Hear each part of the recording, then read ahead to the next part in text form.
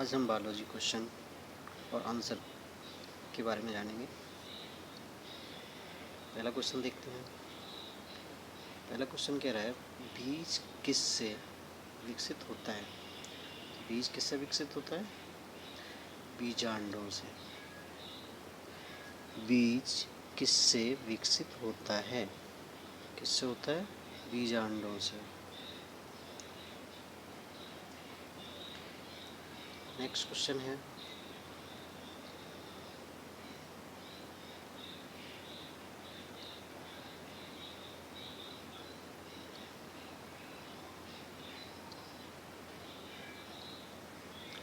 निम्नलिखित में से किसे वर्ग की का जनक कहा जाता है?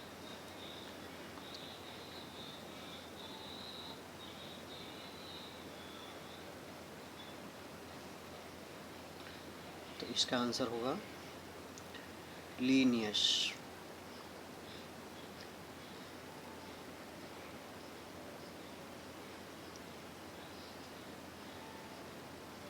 नेक्स्ट क्वेश्चन है वर्गीकरण की आधारीय इकाई है।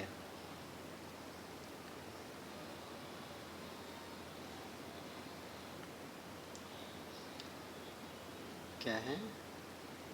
स्पीसीज। क्या है? स्पीसीज। इसका बी आंसर सही होगा।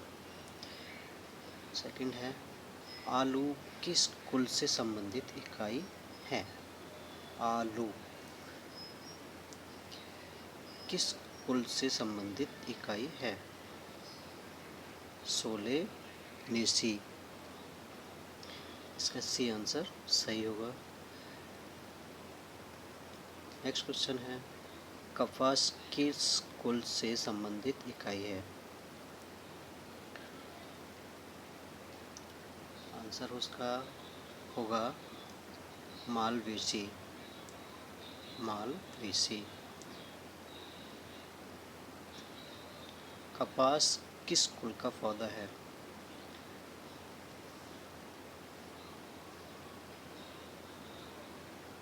सोलेनेसी। आम का वानस्पतिक नाम क्या है?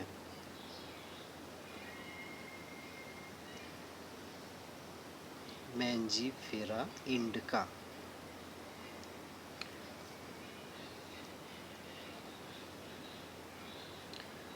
दलहन पौधे संबंधित हैं।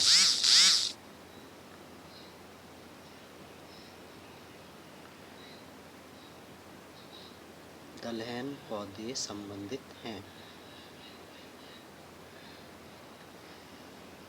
किससे संबंधित हैं? लेग्यूमिनोसी। इसका सी आंसर सही होगा।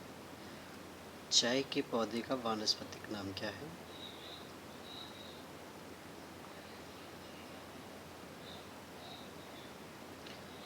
थियासाइनेंसिस। थियासाइनेंसिस। मटर पौधा क्या है? जो मटर का पौधा होता है वो क्या है?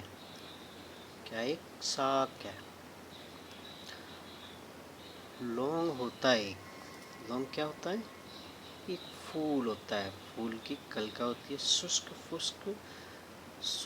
पुष्प कलिका।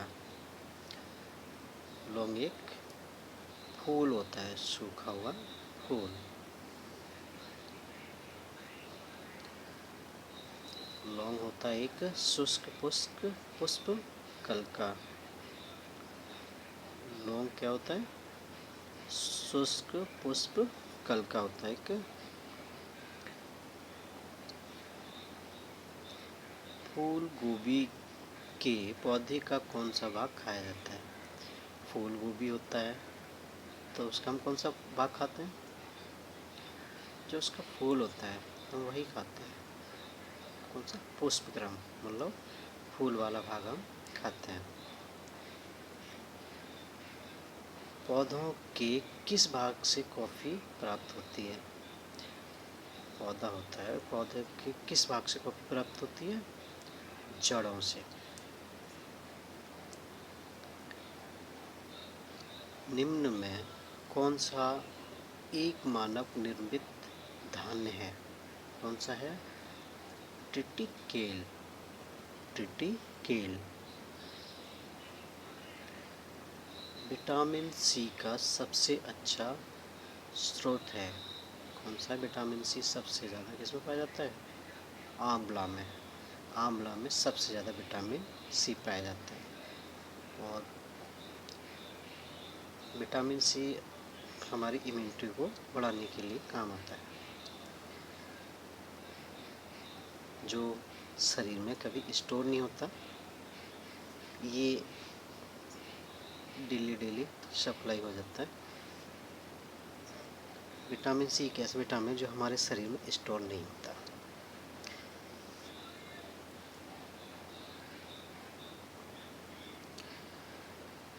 तंबाकू की पत्तियों में होता है। तंबाकू की पत्तियों में होता है, क्या होता है? निकोटिन। भारत की प्रमुख धान्य फसल है। भारत की प्रमुख धान्य फसल है, क्या है? चावल। दालें किसका एक अच्छा स्रोत होता है? दालें किसका एक अच्छा स्रोत होता है? किसका? प्रोटीन। दालों में सबसे ज़्यादा प्रोटीन पाया जाता है।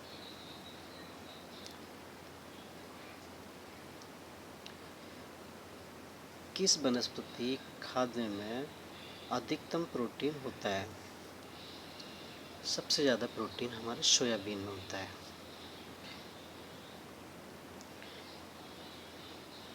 निम्नलिखित में से कौन सी फसल मृदा को नाइट्रोजन से भरपूर कर देती है? निम्नलिखित में से कौन सी फसल, मृदा मतलब मिट्टी, मिट्टी को नाइट्रोजन से भरपूर कर देती है? क्या कर देती है? मटर। जो मटर का पौधा होता है, मटर की हम खेती करते हैं, तो मटर की खेती करने से जो उसकी मिट्टी होती है, मिट्टी में नाइट्रोजन भरपूर हो जाता है मिट्टी में। दालचीनी पेड़ के किस भाग से प्राप्त की जाती है? दालचीनी जो सब्जियों में लकड़ी जैसी पड़ती है, जो किस भाग से प्राप्त होती है? दालचीनी क्या होती है? छाल होती है, पेड़ की छाल से। तारपीन का तेल किससे प्राप्त होता है? तारपीन का तेल किससे प्राप्त होता है? चीड़ से। लिटमस प्राप्त होता है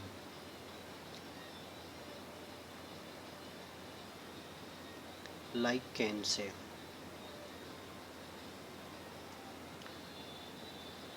पौधों में जल का परिवहन किसके द्वारा होता है? पौधों में जल का परिवहन किसके द्वारा होता है? जाइलम के द्वारा। भूमि में पौधों की जड़ों के लिए उपलब्ध जल होता है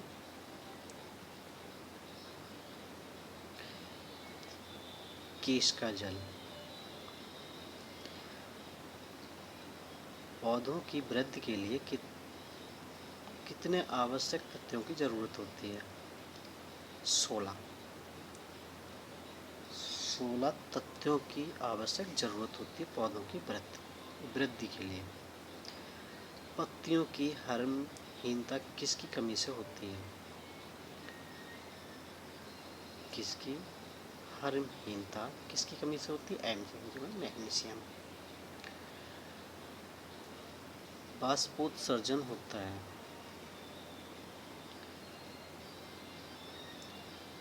सभी वायवीय भागों से।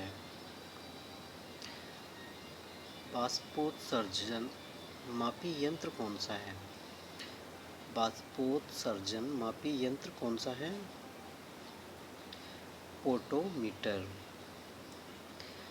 पौधे में बाष्पोत्सर्जन की क्रिया किस में होती है? पूरा पौधे में होती है, पूरे पौधे में। प्रकाश संश्लेषण की क्रिया में निम्नलिखित में से कौन आवश्यक है? प्रकाश संश्लेषण की क्रिया में निम्नलिखित में से कौन आवश्यक है?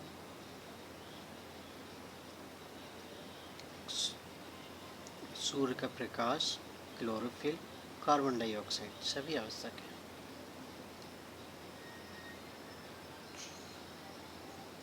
प्रकाश संश्लेषण की क्रिया में निम्नलिखित में से क्या बाहर निकलता है? प्रकाश संश्लेषण की क्रिया में निम्नलिखित में से क्या बाहर निकलता है? जब सूर्य की रोशनी जब पौधे पर पड़ती है तो उस समय पौधे में से क्या निकलता है? ऑक्सीजन। क्या निकलता है? ऑक्सीजन। ऑक्सीजन। प्रकाश संश्लेषण की क्रिया कब होती है? प्रकाश संश्लेषण की क्रिया कब होती है? प्रकाश संश्लेषण की क्रिया दिन में होगी जब सूरज निकलेगा। अगर सूरज की रोशनी नहीं होगी तो प्रकाश संश्लेषण की क्रिया क्या होगी? तो क्या होगा? दिन में जब सूरज निकलेगा। श्वसन मापन यंत्र क्या कहलाता है? श्वसन मापन यंत्र क्या कहलाता है?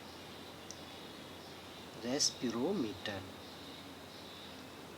नेक्स्ट क्वेश्चन है, प्रकाश संश्लेषण में हरे पौधों द्वारा कौन सी गैस छोड़ी जाती है? प्रकाश संश्लेषण मतलब जब पौधे पर सूर्य की रोशनी पड़ती है, जब सूर्य की किरणें पड़ती हैं तब पौधा कौन सी गैस छोड़ता है? कौन सी गैस छोड़ता है? ऑक्सीजन।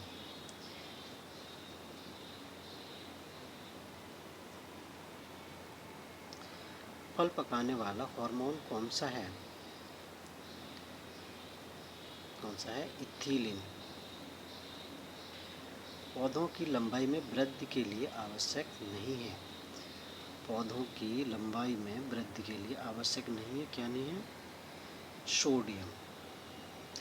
नाइट्रोजन की भी ज़रूरत होती है, कैल्शियम की ज़रूरत होती है और फास्फोरस की ज़रूरत होती है। प्रकाश संश्लेषण क्रिया में मुक्त होने वाली ऑक्सीजन कहाँ से आती है? प्रकाश संश्लेषण क्रिया में मुक्त होने वाली ऑक्सीजन कहाँ से आती है? जल से।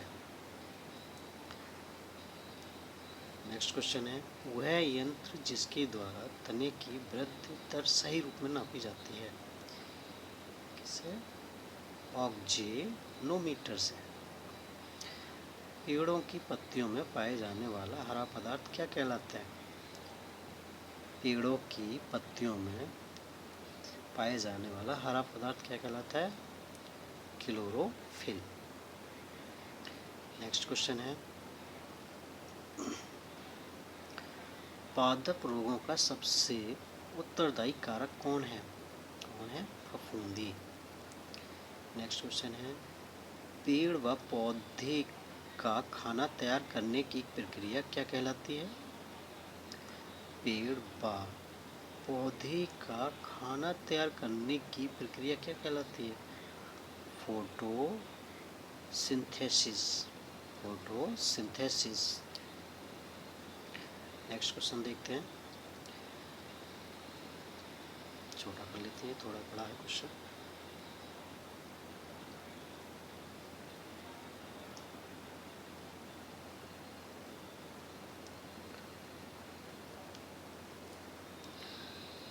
क्वेश्चन कह रहा है, निम्नलिखित में से कौन सा पादप हार्मोन बौने पौधों को लंबा कर देता है तथा फूल बनने में भी मदद करता है?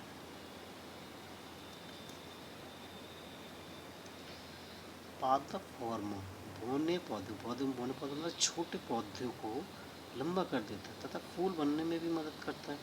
तो कौन सा हार्मोन है? जिब्रेलिन। कौन सा? जिब्रेलिन हार्मोन एक ऐसा है जो छोटे पौधे को लंबा कर देता है।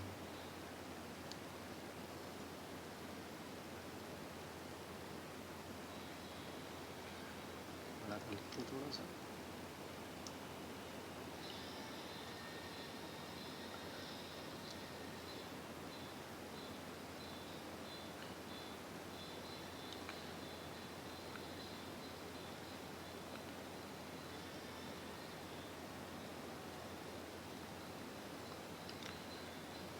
छुई मुई की पत्ती में गत होती है। छुई मुई की पत्ती में गत होती है, कौन सी होती है? कम्पान कुंचन। नेक्स्ट क्वेश्चन है, खैरा रोग किस फसल से संबंधित है? खैरा रोग किस फसल से संबंधित है? खैरा रोग धान फसल से संबंधित है। खैरा रोग किसके कारण होता है? किसके कारण होता है? जस्ता की कमी के कारण। चाय में लाल रस्ट रोग किसके कारण होता है? दोबारा सुन लो, चाय में लाल रस्ट रोग किसके कारण होता है? चाय में लाल रस्ट रोग किसके कारण होता है? हरे शैवाल के कारण। नेक्स्ट क्वेश्चन है, नींबू का कैंकर रोग किसके कारण होता है?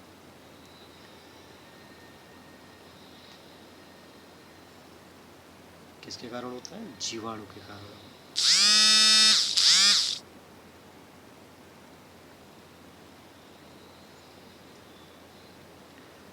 मिलीबग किस फसल से संबंधित है? किससे? सरसों से। जो सरसों का ऑयल होता है, मस्टर्ड ऑयल, उसके मस्टर्ड प्लांट से, मतलब सरसों के पेड़ से। गेहूं से संबंधित रस्ट रोग पर कार्य करने वाले वैज्ञानिक हैं। क्वेश्चन देखते हैं, कौन है ये वैज्ञानिक का नाम? केसी मेहता। अग्न नीरजा रोग किससे संबंधित है? सेब से। विट्स कैंकर है नींबू का एक रोग। आलू में ब्लैक हार्ट का कारक कौन है? ऑक्सीजन की कमी।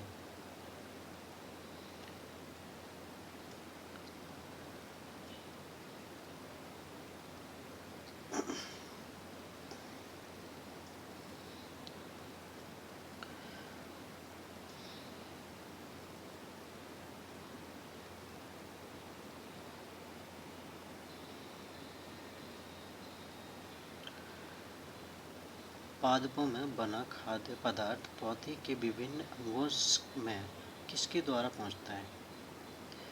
पादपों में बना खाद्य पदार्थ पौधे के विभिन्न अंगों में किसके द्वारा पहुंचता है? फिलोएम के द्वारा। किसके द्वारा? फिलोएम के द्वारा। अगला क्वेश्चन है, पादपों में जल तथा खनिज लवणों का संचालन किसके द्वारा होता है? जाइलम।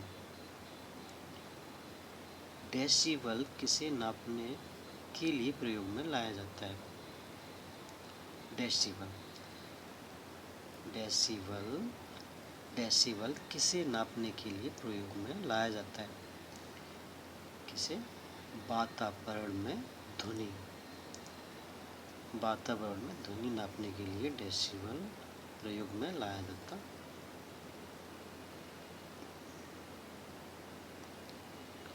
नेक्स्ट क्वेश्चन है, वंशागत के अध्ययन से संबंधित जीव विज्ञान की शाखा क्या है?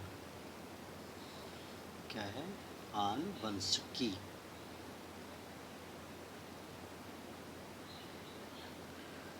निम्नलिखित में से किसको आनुवंशिकी का पिता कहा जाता है?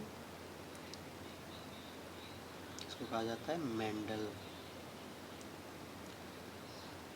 जीन शब्द का प्रतिपादन किसने किया है? जोहानसन ने। नेक्स्ट क्वेश्चन है, जीन्स बने होते हैं। जीन्स बने होते हैं, पहने वाला जीन्स नहीं। जीन्स बने होते हैं किससे? डीएनए के। डीएनए के जीन्स बने होते हैं। प्रयोगशाला में सर्वप्रथम डीएनए का संश्लेषण किसने किया था? खुराना ने।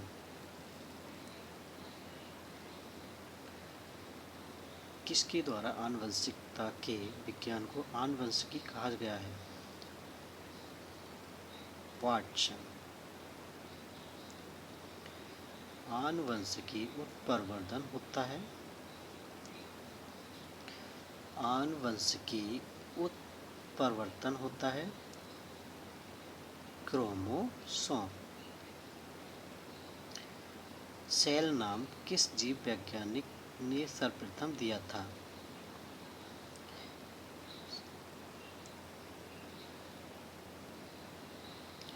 रॉबर्ट हुक ने। कोशिका में प्रोटीन संश्लेषण कहाँ होता है? दोबारा रिपीट करता हूँ, कोशिका में प्रोटीन संश्लेषण कहाँ होता है? राइबोसोम में।